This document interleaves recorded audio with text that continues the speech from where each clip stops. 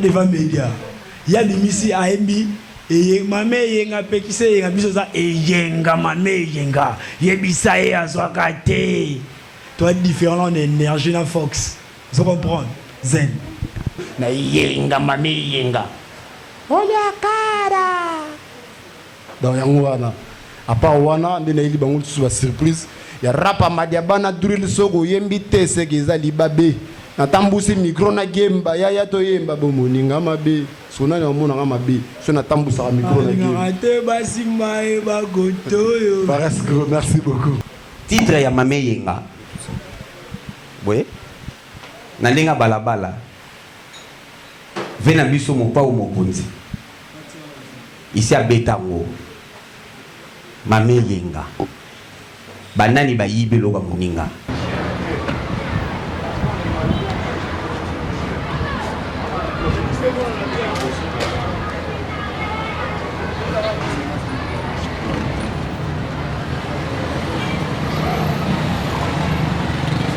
ça peut permettre production il y a maison na bino question na ngai boso yango wana na maison ya production mais la zaiki on a mola na décembre tout na ba na gibokolo ko faire bimise yenga na ba février si je me trompe pas tout ce ba février to ba max parce qu'on a no betango na kini depuis ba août dans la kini il a un succès mais là solo bat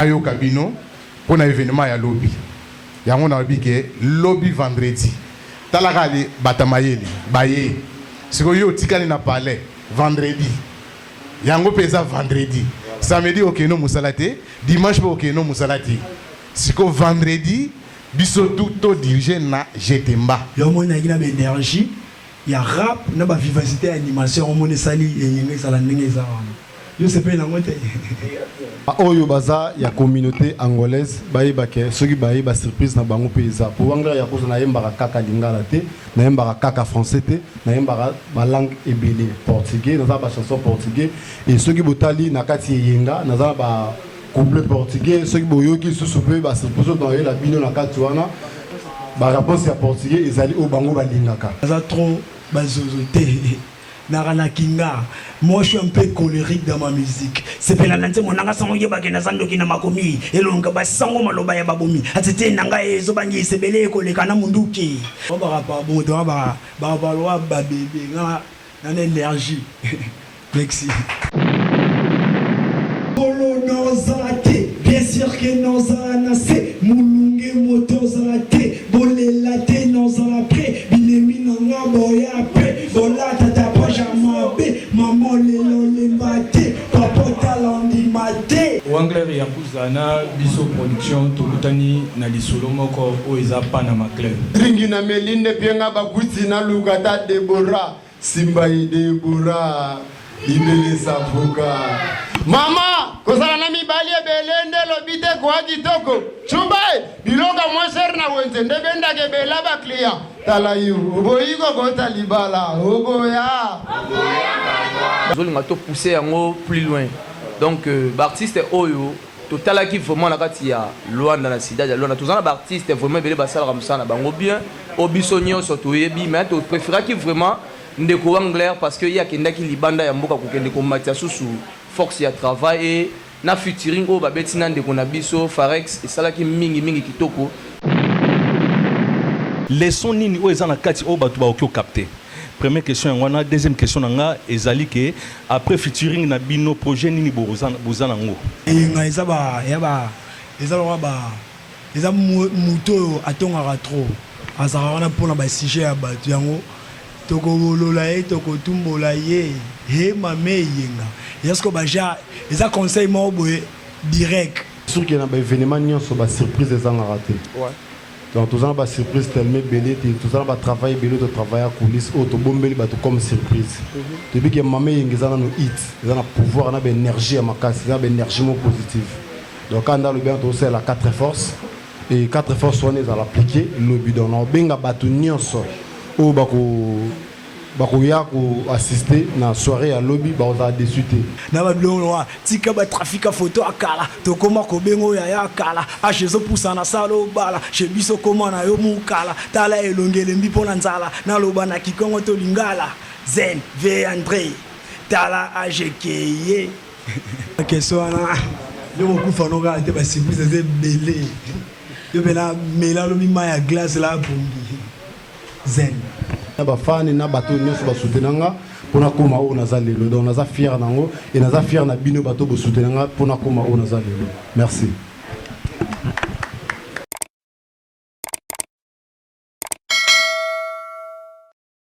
Chers amis internet, c'est votre humble serviteur Allegra Carlos, l'étoile de la presse angolaise. C'est votre magazine préféré qui est Tempo Africa Pro ou Tempo Africa Cinéma. En tout cas, merci Balandia Tempo Africa.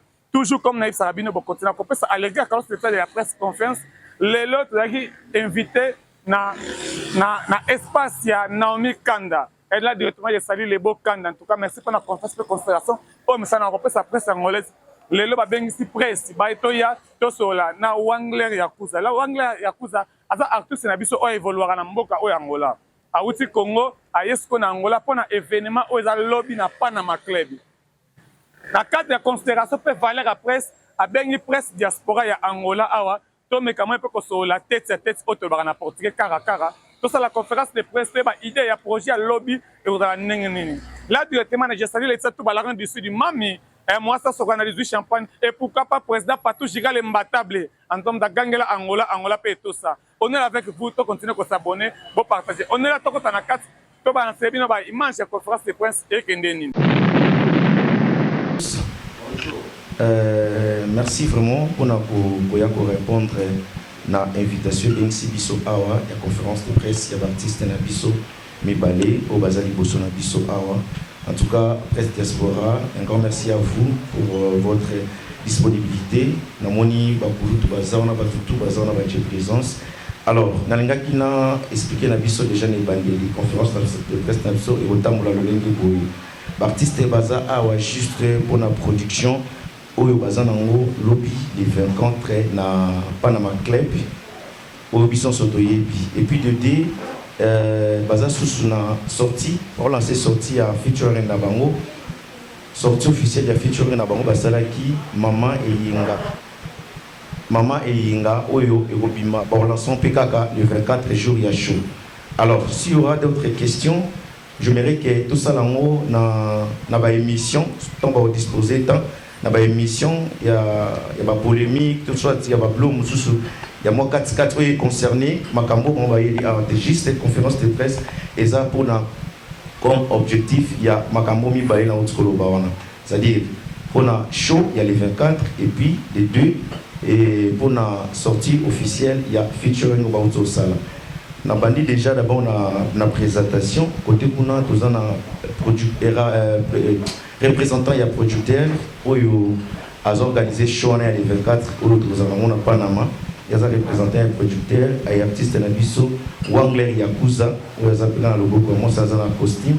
Wangler Yakuza, Azamona un palais, Azamona un ndaku.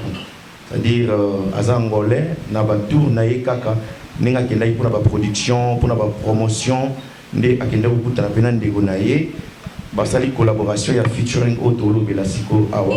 Donc, c'est-à-dire, nous avons Wangler Yakuza et la côté à gauche, nous avons un artiste Nabiso, Faret.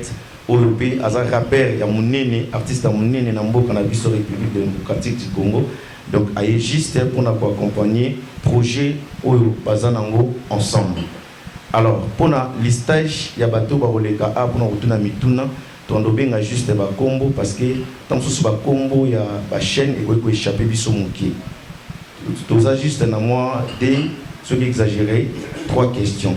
Manager, assumé en retard, le temps pour Maka. Vous comprenez maman qu'on a des managers, c'est-à-dire représentant un producteur, Azar bien mis placé, peut-être il y a expliqué production dans mon bimbanangote parce que ce n'est pas les producteurs. Atindika pour mon tout Azala à représenter. Alors ceux qui vous avez des questions, bah mais tout le monde est holandais. Et ça là, moi question moi il y a facilité pour apporter la profondeur ya Marambotali Production. Merci. Nous devons démarrer na Bengisi Molobeli ya Mboka Kulutu Kikinga pour na ba intervention et ba question. Merci.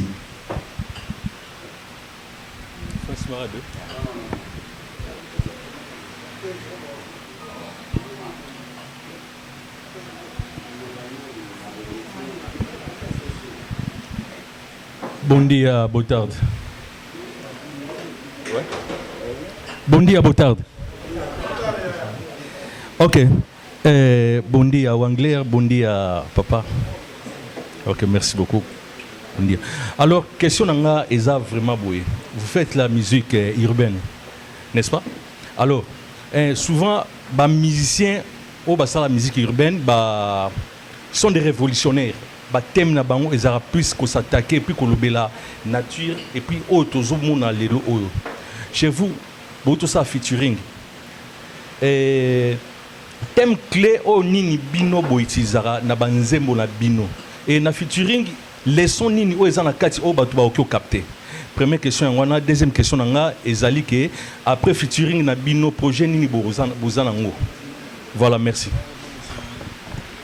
Ok, merci beaucoup, monsieur le journaliste. Aucune question et pas y a nani. C'est-à-dire aucune des questions. Fallait ça pas y a artiste moko après moussous aucune pas artiste moussous par exemple. Question angeza boué et ça juste pour la bangomi balé puisque bangomi balé ba ça la même musique. Ba ça même musique ou à la mesure à répondre.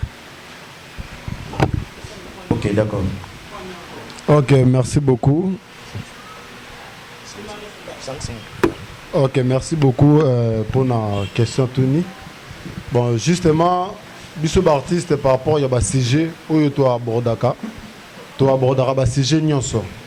Et tous les artistes où tu s'inspires na ba réalité, na ba vie où tu zomona et na ba plus ou moins attaque même sous stokuta na rango par rapport à vie na Bissou artiste. Et yango moni to soit kitan pe idée ya koyemba nzembo chanson na mama yonga. Bon, pour vous me la deuxième question,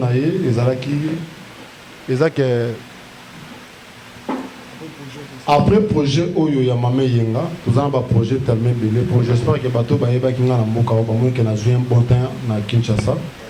Donc c'était pas pour rien, mais c'est juste pour nous travailler. Bon, bah résultat va travailler na biso. J'espère que Boromo nango au fur et à mesure tous évoluer et après projet Oyo Yamama et Yenga. Donc juste après sortie officielle, tous en a phase de promotion et après phase de promotion, on a dit que bah projet Moussousi Madame Montréal. Donc j'espère que Fares Groupe n'a pas naï à zapper la réponse naï ou ça par rapport à la question. Zen. Par rapport à des questions naï et il y a les moutons attendent trop. Azarana pour la sujet à Batiango. Toko Lolaye, Toko Tumbolaye, He Mame Yenga. Est-ce que Baja, les a conseil mobile direct. Totake Moutou, et Yenga Mame Yenga. Yebisae Azwakate. Conseil Zara te qu'il faut, na bête la Mokolo non salate. Bien sûr que non salanase. En chantant, les gens dansent, ils avaient conseil, on tous en Yenga. Pour la deuxième question, il y a après Yenga, ceux qui ont un projet, le projet est tellement bien que à l'obi. Mais après Yenga, il y a un projet mobile, ça a autant à combo, il y a Kibin Kobo. Projet Kibin Kobo. Mosala Kolinga, Basa Baninga. Kibin Kobo. Mosala Kolinga, Mibala Baninga. Kibin Kobo. Dobo Sepela Pena. Il y a des forces énergie moto 5 ça ma bite. Tu as 4 forces auto 5 tu as force à mai, il y a mon pépé, il y a ma belé, là moto, tu as ma bébé là. Merci.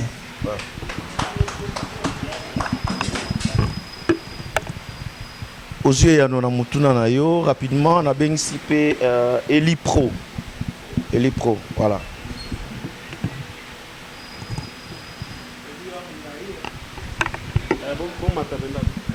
Voilà, bonjour à tous. Merci de la présence à Batoutou et l'artiste Nabiso par rapport à déplacement. Merci. Soyez les bienvenus. Merci. Wangler Yakuza, mon ami, et Farek bon toza vraiment pour la promotion par rapport à l'événement toza dans lobby par rapport à les deux artistes Wangler et Yakuza quels sont des à propos au Bopé Sabatou lobby parce que n'habite que binomi balé vous avez un featuring moko mais n'habite un spectacle pour banda moko to boko taramba la moko na nenga bruto pour to lobby la lobby répondez non pour to continuer. Ouais, merci, monsieur Eli Petembe, journaliste à la mission à Bogar, quoi. Merci beaucoup. Bon, pour la question, c'est sûr qu'il y a un événement sur la surprise des gens à rater. Ouais. Donc, tout ça, la surprise tellement belle, tout ça, le travail belé, de travail à coulisses, auto bombé, comme surprise. Depuis que maman est dans nos hits, ils ont un pouvoir, une énergie à ma casse, une énergie positive. Donc, quand on a le bien, on sait la 4 forces, et 4 forces sont à l'appliquer, le but, on a bien battu nyonso. Ou bakoya ko assister na soirée à lobby ba on a discuté et pour la question on a entré na biso Fares gros aza déjà na ba tube na ye pe ba hit na o beta radja na Kinshasa et aza pene ba fan na ina mboka o ba za na posa o yoka et ngamo ko Wangler Yakuza le sensei des clans samouraï n'en parlons même pas numo boyebi et tozana ba tak na ba préparation da auto sali que ba tu ba ko zota ya ko yoka ye bakozwa pété ya koyoka nga et bakozwa pété ya koyoka biso mibale ensemble. Donc c'est ça. Merci. Voilà, merci l'artiste pour la réponse nayo. Nous allons répondre à Pharrell parce que si on a dit texte bien il y a Pharrell, c'est un bon rappeur. Un rappeur qui toque, on a évité respiration et à Pharrell et Uta Wapi parce que côté on a bazaki nango, on a eu vraiment le temps de comprendre Wazali. Respiration non mon frère, na soki wana.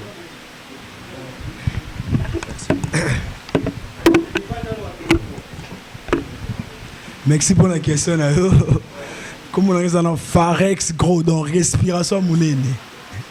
Donc era fois travail Wangler to rana ebile to bossa. Donc era boulot ngapela so na ba do rapport se faire la rater.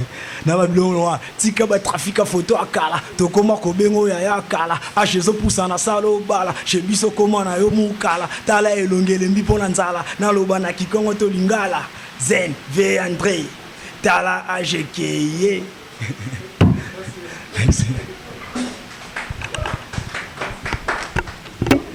Très bien. Na bengi PV Willy Ndeke Kulutu.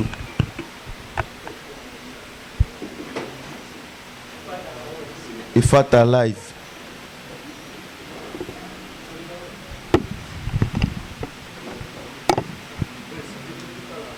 Ya, na pesi vino mboti. Boa tarde.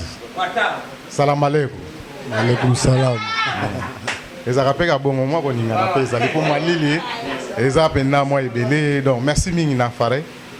Merci mingi na Yakuza. Na ebi azami nanga na Facebook donc to solara na déjà. Donc pour na lelo na moni o toko lo ba ebele toko se basé pour na événement eza lobi.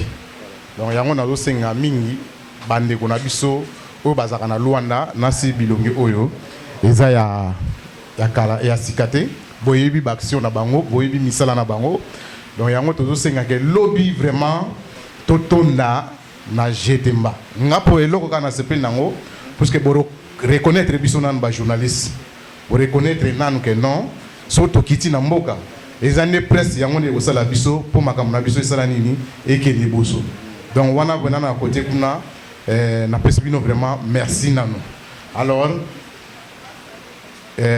question pena ya retourner zati na pena na question ya retourner te il faut na consommer bino nanu na yo kabino pour na événement ya lobby yango na bike lobby vendredi talaka li batamayeli baye siko yo tikani na palais vendredi yango pesa vendredi samedi okeno musalate dimanche okeno musalati siko vendredi biso tout dirigé na jetemba toyoka belema parce que na yoki na mwa muke lobami awa na yoki ndenge bayembi mwa muke mais na comprendre que non lobby en tout cas biso tout tokozala ya kosepela mutu tout arobima na banzembo bango bayembaka to bando ko répéter bango nzela donc lobby vraiment bana Luanda openda nkumu na bino asengi bino lobby bozala wana bolata bien na ebike bana ville na ebike ndenge bosalaka donc bozwaka zéro te lobby vraiment boya botala bango baza ba jeune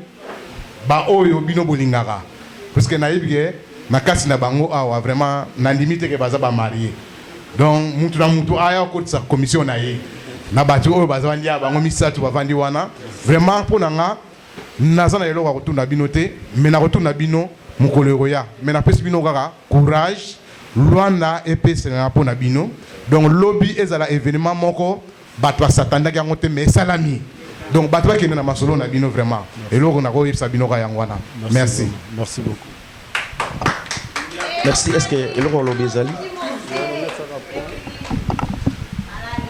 Merci beaucoup Kulundu Wilindeke na sepeli vraiment na maloba na yo et na encouragement na yo car ndenge na Kulundu otiko loba na resepela média oyo baza awa batika biso kaka awa te et si la pe kaka awa te to continuer na bino na soirée ya lobby na resepela bilongi on a moni awa et lobby partout je garde l'imbattable dans vos alawana et na ebi ke boza les nanda ko de bokanda le pentacle ya mboko ya bibiso awa et ba surprise eza vraiment ébélé na ebisa ki yango déjà David Ewembe ki atoyeli bango rapa madia bana drill donc eza ba surprise oyo bakoya kokuta ngo lobi na soirée pour permettre moto nyonso azala satisfait quoi. Merci.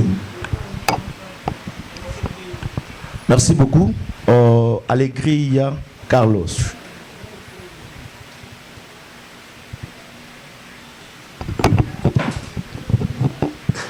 Bonne tarde à todos. Bonne tarde. Pour moi, c'est Alegria Carlos, l'histoire de la presse angolaise. En tout cas, question que se dresse na anglais. Angolais est bio déjà.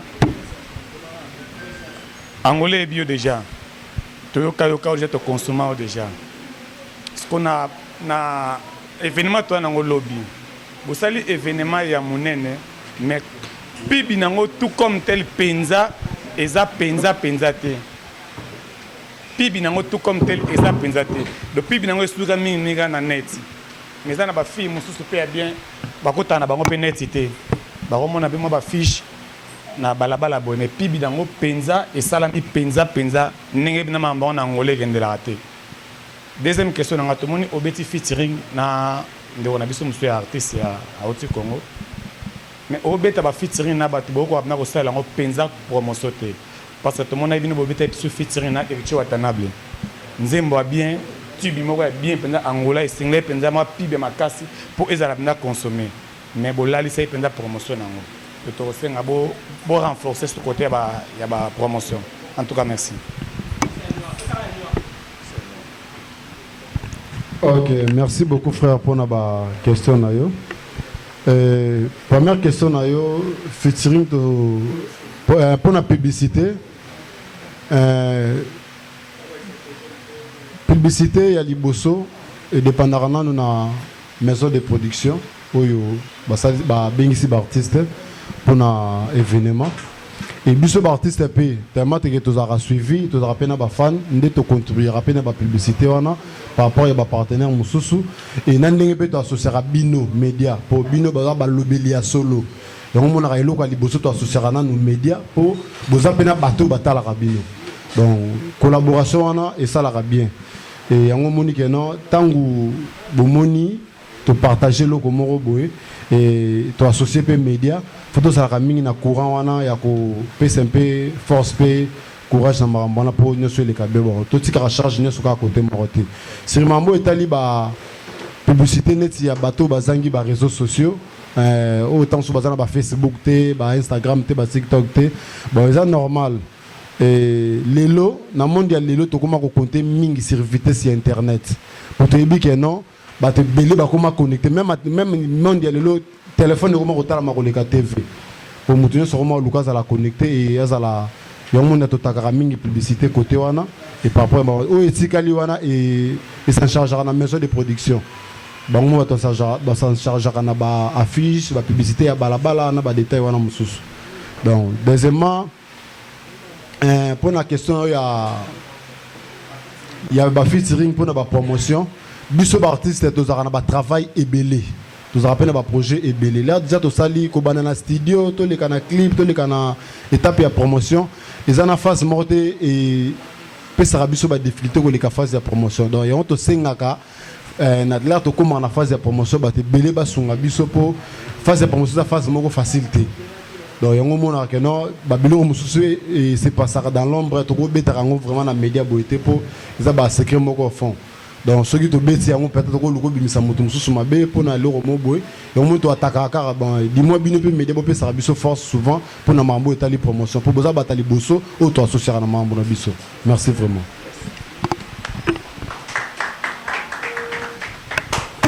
Merci beaucoup. On avance. C'est sûr que vous avez la question sur qu'on a manager. Aza déjà on a mieux placé pour Azela Mituna Nabiso. Nabengi Ndeko Fabrice. Voilà.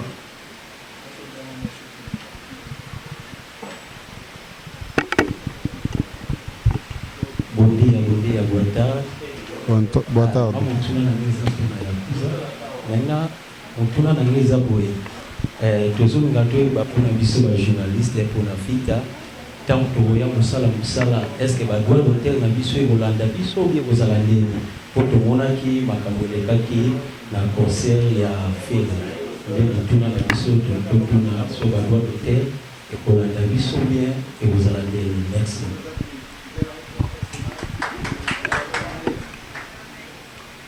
Ok, merci beaucoup pour la CPD vraiment la question na yo. Et médias nyonso auto associé awa ba droit d'auteur et Rolanda binoté pour biso moko déjà to associé bino na ba compte na biso pour permettre bino bo livrer ba image bien na kati ya ba réseau na bino. Donc ba bilo ko nyonso Rolanda binoté et en plus présence na bino na mutu nyonso Rolanda biso na événement ya lobby to voyez ba ndeni to ko gérer ba mamusus par rapport ya ba récompense na bino pour maya komela to pe gazo za kozanga te. On a bi ke wana zali assuré pour la mutunia wa Rolanda biso lobby na compte ya média. Merci. Et na bi ke liste na bino nyonso ezana pour na limite ke média ifuta ka topé et payer na ba événement moko ya minene. Je crois pas. D'ailleurs déjà bozala na bozala un accès na bino normal ya mambo nyonso. Merci. Merci na banzozui et na mutuna nao. Na moni awa sitia bofongi.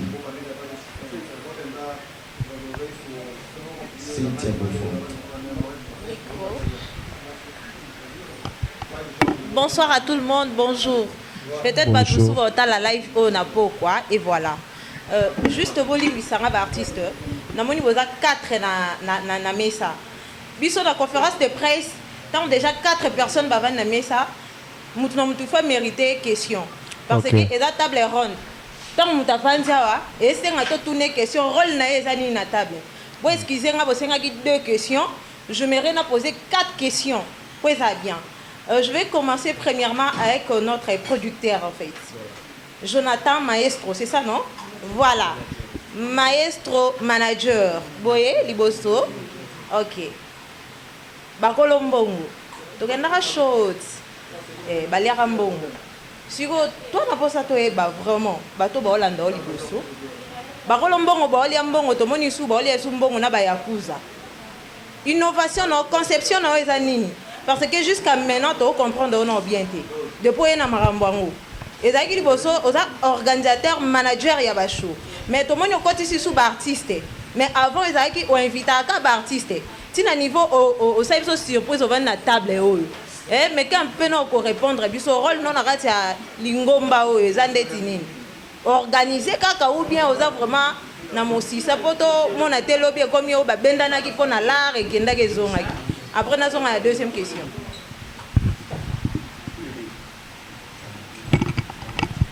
Yeah, OK, merci. Mbote na batutu o Rolanda biso. Ouais, pour la réponse c'est ça que premièrement on vandi beaucoup la manager, il y a espace je Temba Panama Club ici événement Izala. À part Rwana, Naza est sous parmi les organisateurs, il y a événement. Okay. Deuxièmement, une question encore artiste et voilà, Tozongi Kanayo. Yakuza Nabiso, peut-être que Tomoni Toura ou Melitro na Congo. Mais les rappeurs bazala déjà na Congo, les musiciens bazala déjà, bazozo baza. Parce que na monyo ke ba rythme moko na bazozo. Mais si bitima bo ponike étoile, eloko nini e apprécié yo vraiment okangama trop na yakuza na biso libele savoka.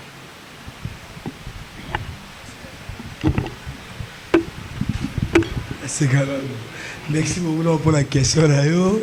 Nous avons dans la loi now. Nous avons un mois na 28 jours. Tant na qui na trop ba solo et ba artiste.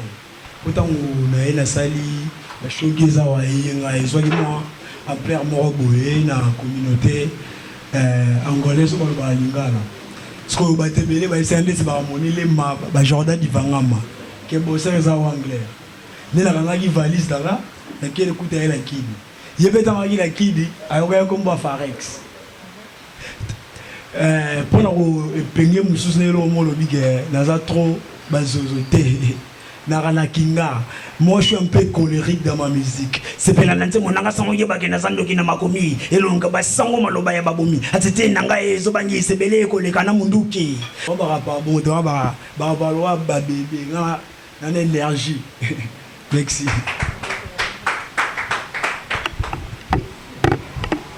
Yakuza Mbote. Mbote Cynthia Bofongi. Libele avocat, tozano de retour. Osabiso ba surprise tellement belé na mboka o.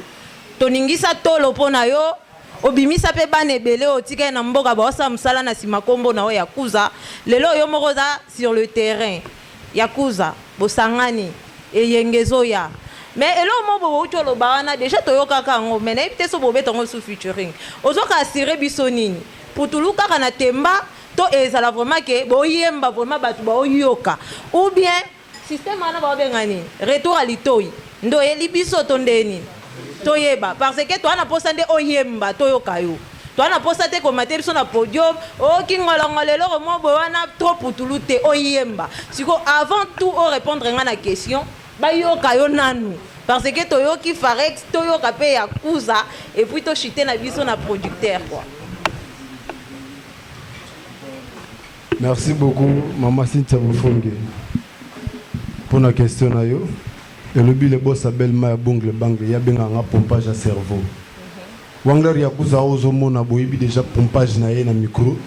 Pour les témoins que David Mbaebi, que Wangler Yakuza za mungongo batankoro monoko timba. Ngana caressa la micro jusqu'à ce que bafle ko panza makolo ko bimisa son. Donc on a eu bango surprise ya rapa madia bana drill. Donc tous les bis, tous les sipa ma biso ba tsaka tsaka wana na mungongo na biso. Donc zan tsaka vi. Na asir boyebi ke na za les artistes oyo na beta ba shoko le ba artiste nyonso ya mboka o. Eza ko sans commentaire, bino média bozali boso a. Dans ce total na calendrier 2019, mutu ba matisa elongine na mboko ko le kanga zati. Donc 2020, 2021, 2022 ti lelo. Na beta is o ekanga o yo moko so ba bien, bo binisa to lo pona Wangler Yakuza. Yango l'heure de 8 ans, ya rolongwa Kinshasa poto ya événement o eza na Panama Club, c'est que to ba ventirité. Donc poids ezali, kilo ezali, travail ezali. Donc eza lo moko na ko assurer ba tout ko le travail. Donc Wangler Yakuza c'est un bosseur ou à travaillaka. Vous dites que Wangler Yakuza a bossé à dire et ceux qui bossent sentir que non pinch ezali. Na ba biloko na bakisi na on a aussi quoi prendre les sous na Congo. Donc on a yeli bino énergie wana na bi que vous allez mieux placer boyo kango kuna. Merci beaucoup Cynthia Bofongi. Ma dernière question est que balobi représentant ya producteur non? C'est ça. Oui. À chaque fois tu as ma conférence de presse parce que ton message na moi lorango ouais. Tout le monde a mingi la belle il faut un logo. Ah na sima tout le monde a papier la parade. Na sima di boso awa tout le monde a ba fiche à chaud. Siko to éviter la belle na bino et la première fois bo bengi sa musicien et un logo ou bien comment parce que vieux mo bobe na palanka benga biso na kopo yo. To kenda bité na ko la fiche sima ti lelo ali moi na monde de production. Siko yo to comprendre té. Logo et ça papier la parade ou comment? La belle est un logo toeba et puis comment y a la belle parce que toebi pété ceux qui musiciens a une production to coproduction pour na souke za la raboy to beta c'était et comment après ça ngambongo te to yokana kiboy et zonga kiboy na souka nango biso toeba défense te pour logo ezate to accuser nani au répondre biso merci pour nan bino de rien. Bonjour, on va venir surtout balandi biso awa. On a eu le rôle à représentant Dans un motindami ya Panama Club, batindi ngai vraiment na ko répondre parce que responsable comme producteur aza mon déplacement muké on na ko répondre temps oyo. Premièrement on dans likambo ya logo makambo oyo vraiment tozu ya un peu en retard par rapport ya makambo ya ici kana biso, j'espère que tout le monde aza awayebi ke ezala ki na eza ex chez Temba sur na bosanité. Bon, le commis espace Panama Club mutu oyo ko azu yango na kombo ya Jonathan Maestro de ya commune esika wana nde totala ki fox ya kobengisa batu oyo bakoye kosala biso musala malamu na ndenge ya ngola tomonaki vivacité ezalaka mingi pa artiste Wangler ya Kuza nde basalaki featuring na ndeko na biso Farel na ndenge ya Kinshasa nde senga ki ato luka moyo to bengisa bango poto cha mupepe na eloko na biso Panama Club yango moni esalami boye na ndenge ya ba fiche via kozwa makambo oyo na mwa retard pe responsable azama musika salaki déplacement. J'espère que nous serons le cas bien peu maison et production na biso ezali Panama Club na sens wana. Merci beaucoup na malbo PC. Donc merci.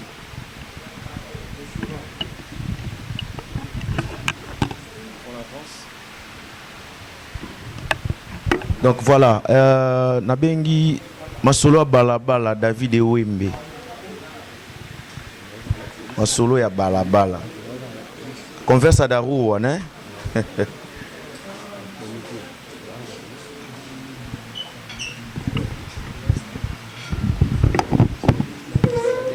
Boa tarde, família. Bon après-midi. Artiste, bonjour. Bon après-midi. Nandenga bata balabala. Bata balabala balinga ba comprendre na no affiche yo. Eza concert ya ba musicien. Eza show. Ndenge to mesala na ngoka ka fulana sali show to ye. Wangler to bi mingi abeta ka ba concerti. Ba bengi saka yende na ba show. E Wangler a uti kin aye Luanda na yebite bata balabala comme si ba bulagile msu Wangler oyera biso mwa image moko.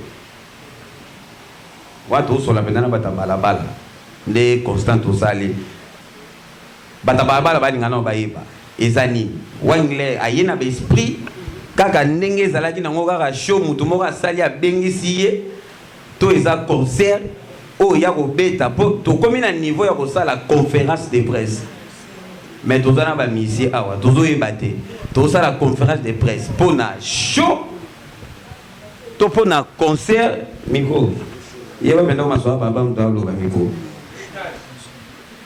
to eza nini nam. Merci.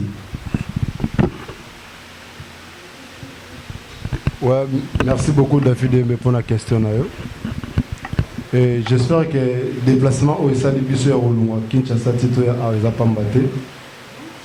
Soirée autour à la lobby na Panama Club. Et ça, tout d'abord pour une occasion, il y a collaboration autour Sali na Farex Go. La spécialité, il y a chanson ya Mami Yinga. Donc, l'artiste Zomona a bangonde baza ban tête ya show. Ban tête ya soirée. Espace ebengisi bango Panama Club. Et ça espace ya munene na kati ya mboka olo. Zomona Dadilu Swazana na Arsène Boss Arsène Ndombele, il y a place wana Panama Club et na manager il y a place Jonathan Maestro. On t'a représenté Arsène Ndombele, il y a Zana Biso à Pisande de basket. Débat créaki soirée où on a occasion il y a chanson à Biso au dossier de collaboration à Farex Mama Iyinga. Donc où il mis Biso wana yango wana. Donc à part la chanson ya Mama Iyinga, ndeto zana ba surprise. Na ba travail to sali o to ko profiter ko la kisa yango ba fan na biso nyoso o ba ko kolanda biso na soirée ya lobby. Donc c'est ça. Bon na ça n'a pas convaincu mais donc il aura bon pour ça réponse du pas na yo il a dit et ça la bien Wangler la biso image mususu pour dire qui aux mois te belos à qui libanda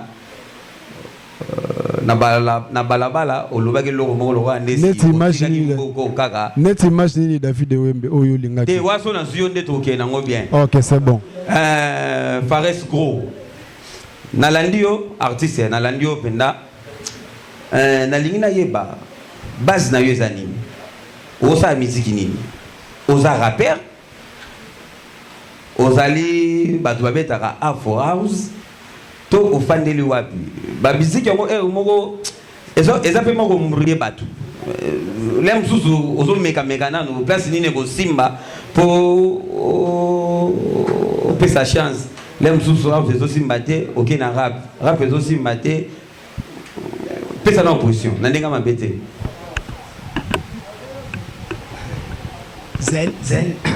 Zen. Merci pour la question. Artiste Faresco, à la base, je suis rappeur. À toi qui fit tout ça, na sensei. Na rappé ma place mon na kombo mon attention. Na lekio na nyonso. Na kopeso balai. C'est le rap. Je suis rappeur à la base, mais je chante. Je pense à toi, moi je rêve que toi. J'anime aussi. Na bena musicolore, mais à la base, je suis un rappeur. Zen.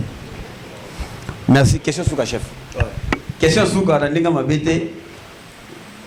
Wangle Ozagima Musika Namboka, Oyoboya. Fares Gros, beaucoup de na Kinshasa, Boyene Luanda Awa. Na activité na bino, botena ki quantité ke na mboka o pe ba misien baza. Na ebité na balabala so na kotanga ba komba ba misien baza awa. Oyo osenga ki attaque, obenga tabango pe bazala. Attends-moi d'enzembo, attends-moi moko, mais comme si na affiche, na évité ce ça au bombi projet, au bombi surprise, mais au tata ba mission mon côté, il y a loin na awa, au zalaka na bango awa, au moni ango ndengeni. Merci. Ouais, merci beaucoup David de me pour la question na yo. Si ce que salami qui a au moni ba musicien mususu ya Luanda te na affiche ezate ki apoto fini ba onde bobengaka 12 ah chez biso 12 les raté ezara que non soirée za na occasion ya chanson na biso et biso mo ba artiste tona ba énergie belé tona pour ça penda to pomper tous espace ya ko pesa bato auto za nango je suis capable de le faire et ça projet mo onde na luka penda na sangisa ba musicien nyonso ya Luanda par rapport à événement moko ya munene donc o ngamoko penda na ko organiser yango et na bengisi ba musicien nyonso ya mboka oyo o ba travers na mboka oyo compris ba libanda donc na oyo zo bengana ke faisait la loi concert faisait la rôle d'inviter dans les événements moi munene c'est un projet on a préparé d'ici peu là tout le monde a déjà ba programme na na ba das na pesa ma na bi ke to travers na bino media et bon mona ba das na pesa ma mais ça na projet moi munene j'espère que ça peut temps na passer message na ba artiste ngo ya Luanda a ba massa ba yaya o bozo talanga bo sala musique na mboka o et vous comprenez que après ma mère ngana li bino chanson mo na travailler na kin rap ma diabana drill soko yembite c'est que ça li babi donc natambusi micro na game ba ya to yemba ba moninga mabe mais mabe wana ikoyeba na l'air to kosala événement to bengisi ba ya onda koyate c'est que ça mabe donc nazo préparer le romo o ikoya na ko bengisa ba artiste nyonso ya mboka oyo o na yemba na bango o ba yemba na mboka o ba travers à dire o ba bosser tout ça na biso tout pour te pesa na force donc c'est ça.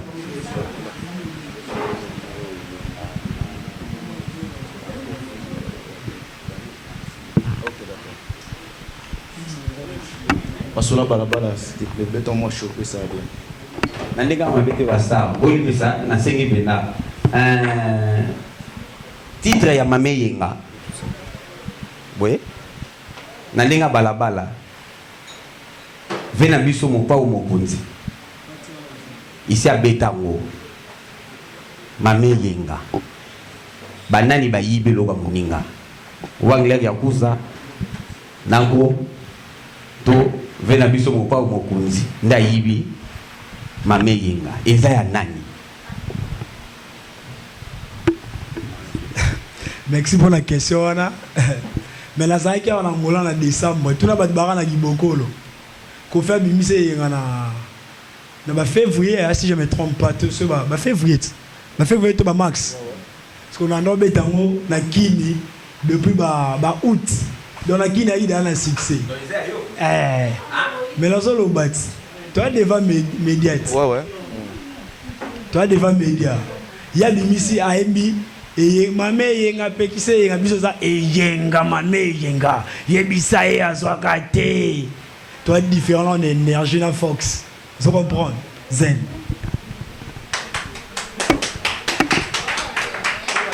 Donc ça dit ils ont même titre mais dans un contexte différent. Boka livre. À mon dieu de aussi ça awa Boka livre.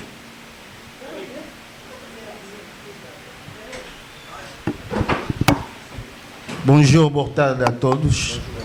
Boa tarde. Merci mingi na parole. Donc, artiste, premièrement, nous avons posé 3 questions. Première question, Nangizali. Artiste Yakuza, avant qu'il Kinshasa, j'espère que vous avez un label. Vous avez un label, vous avez un bateau, vous avez un bango. Tant que vous avez une chanson Déborah, Nino Savoka, donc Batbaebi. Donc, libérer les avocats. Oui, normalement, le bango l'espo.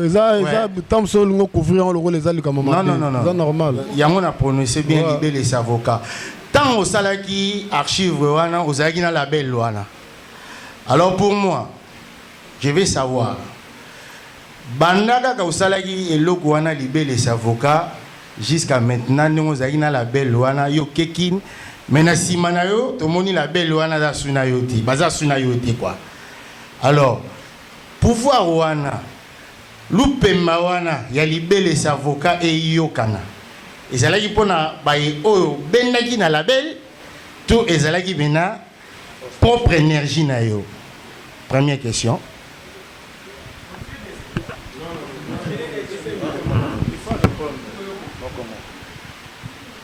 Ouais, merci pour la question. J'espère que Batunia so baza moka oyo. Ceux qui les l'ont commis boy, les bossons na bino média, ils ont un avantage na bino moko, na ba force au pesangai. Donc na zaka reconnaissant na ngo, pour na bimboka o ndenge fulingai. Mais ceux qui fula ki nga petombola ki nga po passer et mona ki power o na za nango et ba mona ki talent o na za nango. Donc na za artiste o na za les plus aimés na rata capitale bino boyebi. Force wana eza force oyo nazalaki nango et naza nango ti lelo. Donc naza parmi ba jeunes oyo encourageara ba artiste mususu pour to évoluer ensemble. Donc soko monique mutu moko boy a proposé ko aponi na ko évoluer à côté na makamuna mususu c'est que yende mutalingi bongo.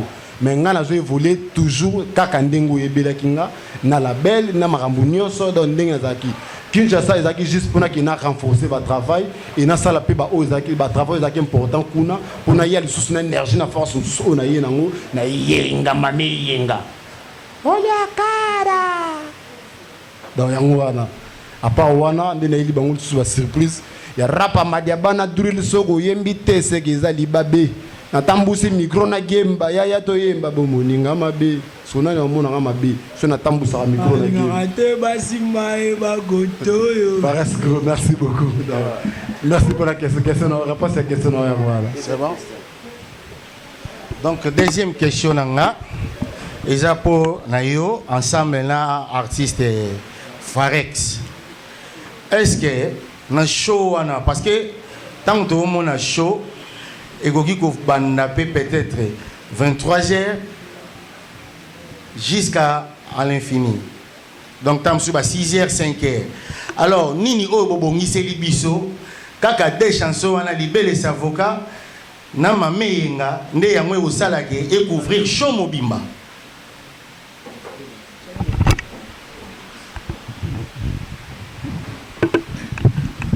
Merci pour la question. Ben, wanga da uto ebisoke ngala sana be biloko na ngai ba na biloko na nga yo iba ko za ko sepela ta biloko lo wa buso ba ya kwiti suka na ngo ko nguluma e la lele tombe au vide sentiment nguluma bonga ma bien pusana bien lelo au matelango lelo na matelango bule nini cheval kiji non matelango biloko eza ebele eza makambo balabala te toza na restaurant donc makambo balabala toza na restaurant. Alors troisième question na ngai eza boye pour la production l'un des collègues à l'écart qui a tunaki positionné aux médias to intégrer concert wana ya lobby mais pour nanga nazwaki vraiment réponse ezalaki normal pour nanga été pour tout le monde on a ba concert ebele média to yé mais to komi lié wana concert ezali to komi koyoka oh non artiste aux anata wana te journée wana oyebage mais des wana Miss Gela za wana boka livre za wana aux anata wana te bateau bochaka wana bazara bateau moko na bo iskizenga pona terme ba insolent ba yebaka valeur médiatique. Or les toza na conférence de presse bango bazati siko tango tokoya lo lenge nini tokosala po to rejoindre concert toza na kati pe to sala musala na lo lenge esengeli. On a au moins faut manager de répondre en gros non parce que bon bazar dans l'organisation.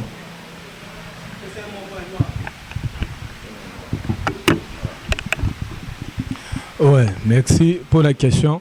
Bah tout au bazala wana lokola ba journaliste et média au ba présenter bazala wana lobby na soirée baza na problème te so ba komi wana ba tu baza na porte ba pesa bango moyen na bango ya za na kati kwa meza te te pour meza te la porte.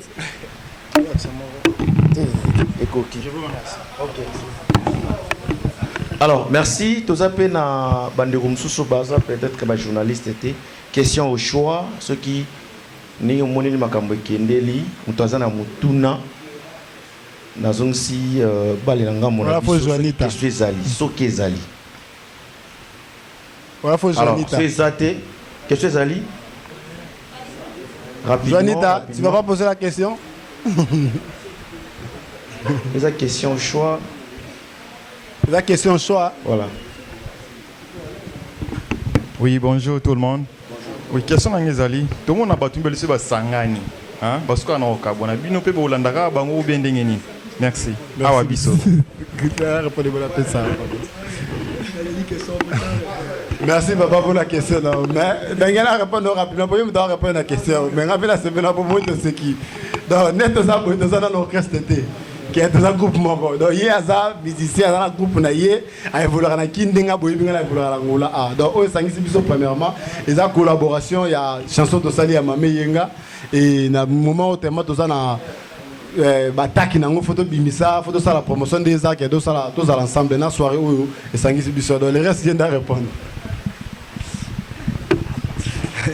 Merci pour la question mais Bobby Raffort. Siko na bat bavanda ta 15 ans ça ba so la tezarate lelo bo ma bat zarani na mokilo bat bara souffrete so linga batu na mokilo na amour vrai bon nous en abarankinte neta vato sana wangla nzembo to ebani na ndeto kutada mam to solo la c'est même sur la featuring donc kotoka bona bena foko bosa na mondam to aba imem to parfait hein ben apena n'état d'espoir banoko ndepena esenga pena game kende ya bongo zen depesa kayo force to et pour ça yo vraiment au commandé au commis célèbre boy tout là voilà. Une très belle question.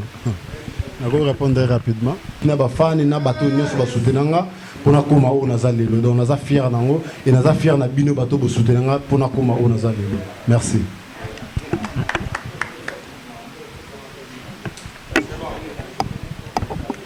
Oui, la deuxième. Et beaucoup de sabiso ni tozela na binomi balé artiste na biso lobby et puis dans le jour à venir non comme vous avez dit que non ba featuring eza makambo belé ezali tozela ba tozela nini na bino o biso to ko espérer que non des artistes na biso lobby to lobby kuna ba ko bombela.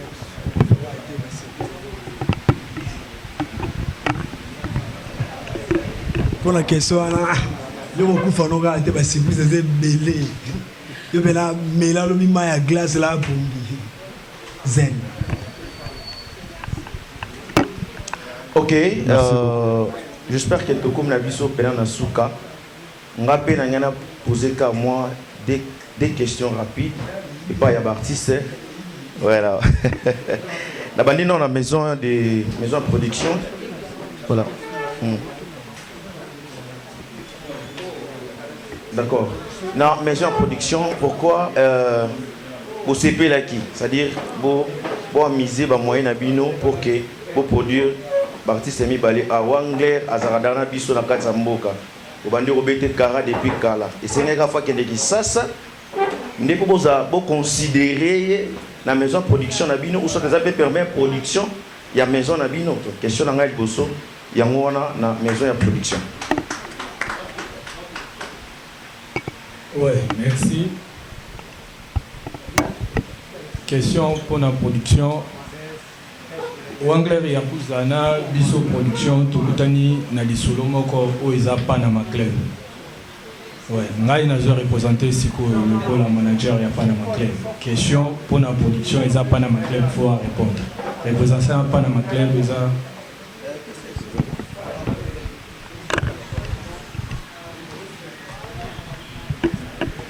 Bon, merci beaucoup pour la question. Bon, premièrement, on répond. Panama Club est un staff Oyo, tout le monde a poussé plus loin. Donc, l'artiste Oyo, total qui vraiment la katia loin dans la cité, loin dans tout ça, l'artiste vraiment belé basal ramsana, bango bien, obisonio surtout yebi, mais tu préfères qui vraiment ndeko Wangler parce que y a kenda qui libanda ya mboka kokende ko matia sous force ya travail et na featuring o babetina ndeko na biso Farex et sala ki mingi kitoko. Yango to nga to benga bango poto pousser pe eloko na biso kende sous vraiment liboso. Donc merci beaucoup. Ok.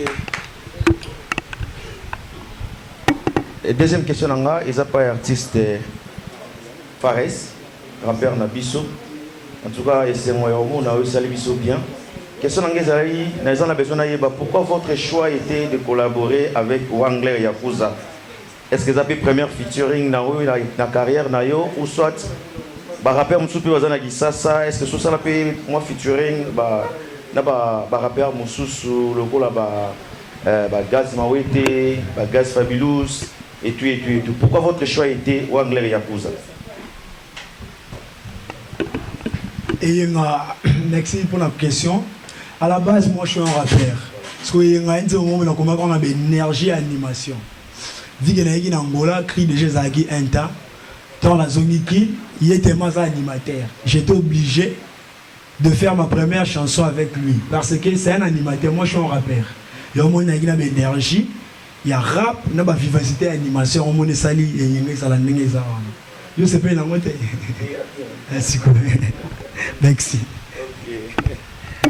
Alors, Nassisi Nanga pour la Wangler Yakuza, c'est jamais fini. C'est un message relancé parce que toi en Angola, vous avez ça saté.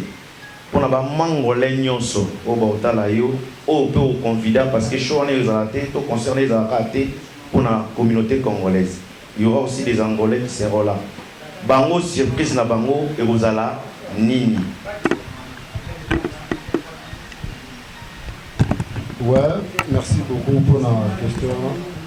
J'espère qu'il y a besoin de mais la mi marmot tali surprise tout là. Tu es ici bino déjà il doit assurer bino qu'il y a surprise vraiment zali. Bon, bah oyo baza ya communauté angolaise ba ke ceux qui ba surprise na bango paysa. Pour Wangler ya cause na yemba kaka lingala te, na yemba kaka français te, na yemba ba langue ebele portugais, na ba chanson portugais et ceux qui botali na kati yenga na ba couplet portugais, ceux qui boyoki sous soupe ba surprise dans la bino na kati wana. Ba réponse ya portugais ezali au bango balingaka. Donc ba os appels de suite pour se sentir un peu flatté pe na côté na bango par rapport ya ba au bango balingaka pe na goût ya musique. On a eu couleur wana. Il y a un moment le préféré to sala ki featuring na Héritier Watanabe et Jay Emmanuel. To préféra ki et na préféra ki ngana yemba ngande lingala mais Héritier Watanabe a yemba portugais et Jay Emmanuel pas yemba portugais. J'étais l'unique à chanter lingala. Pour la couleur wana il y a deux chansons tout ça là. Donc signé le boss Abel Maya Bungle Bang. Merci beaucoup. En tout cas, Merci beaucoup à nos artistes. Merci aussi à la presse diaspora. Nous voyons répondre à la conférence de presse à Lelo. En tout cas, Bisso, Pessimino, vraiment merci pour la disponibilité et la facilité. Puis, artiste, merci les Bisso presse à diaspora pour la considération dans les médias. Il y a Mboka. Tous souhaitez bonne chance. On est ensemble. Je ne sais pas ce qu'ils ont un message à lancer pour les fans. Oyo, Orlando Bisso na ba chaîne différente. Voilà. Ouais, pour la soirée à Lobby na Panama Club, na Bengisi Angola Mobimba, na ebi kezana bat ba uti ba province ba uniquement pour la show bazali.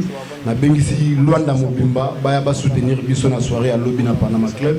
Et sans toutefois na sanité pour remercier ba tout pour soutenir Bisso na musica.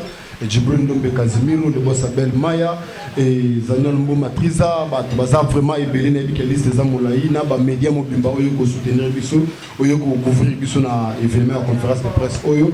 Merci beaucoup na bateau nyonso bayambi biso pe sous bien na retour na biso et na arrivé sous il y a deuxième tour artiste. Merci na maison de production Panama Club et na maison event toujours ezali Mukolo Mbongo représenté par Jonathan Maestro et Panama Club oza représenté na Christian Dele Basket. Na bengisi ba samouraï nyonso na ebi kenaza l'artiste le plus aimé de la capitale. Na bengisi bato nyonso balingaranga ba samouraï nyonso bato nyonso balingara Farex Gros, votre artiste qui vient de Congo. Baya vraiment baya ko assister ba surprise c'est belé et na remercier na média nyonso encore une fois de plus. Merci na Obo Sali pour na biso na mokolo lelo.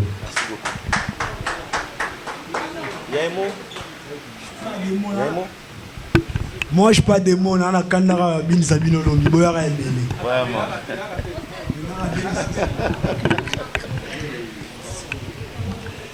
Mokolo nozate, bien sûr que nozanase, mulunge motozate, bolelate nozapre, bilemi nanga boyape, bolata tapa jamabe, maman lelo lembate, papa talandi mate, nzambe yoka mawa. Ma binyo sona sala, jamais non yo kanzala, malobe ko katana, chaque jour nga mobola, jamais moto sunganga, déjà na kufakala, na lemba via nzala, Abel Maya ko flair, matanga yoka amplaire, na bomi boya lobi na Panama Club zen. Voilà. Lelo nakati ambiance na sa muzika Wangler Yakuza. Badringi na Melinde pienga bakuti na Lugata Deborah Simbai Deborah Ibele Safuka Mama kozala na mibali ebelende lobite kwa kitoko Chumbai bilonga mwenser na wenze ndebenda ke bela ba client tala yu oboyiko kota libala oboya baninga bagenda bapoto yoboya Uzikala muta baketo yoboya Kotango simogolo nini yogoya. Merci beaucoup na lebokanda ndenga ya bibiso pateshika lemba table. Mbote bele na non du premier na bika zola na biso na musika. Ba masa ba sebele ba frère ba sebele to kutana lobi na Panama Club ya wele vi 500 ba samouraï. Yebisa ba mutu ba ya lobi na remercier toujours média na zo continuer toujours à remercier média. Ingénieur Tito bravo. Naïbi vous avez bien, nous sommes bien tous ensemble. La fête continue et vous continuez de garder tous ensemble. Merci beaucoup. Bon, on est tous ensemble pour ça. On va y aller à l'objet de Panama Club. Merci beaucoup, c'est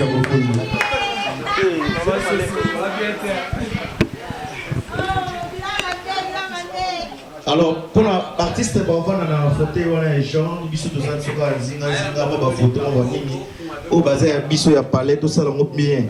Alors, pour les liens, les tokos, ça va lien. Mais ça, le groupe, moi, WhatsApp et ça. Ouais, je sais que tu es dans la conférence de presse, il y a espace, il y a Naomi Kanda. Alors, directement, je salue les beaux Kanda. Naomi Kanda. En tout cas, merci pour la considération. Ouvrir l'espace. Tout ça, la conférence de presse. J'espère que la question de la Bisso et la réponse est à Wangler et Yakuza en collaboration avec Ami Aouti Congo.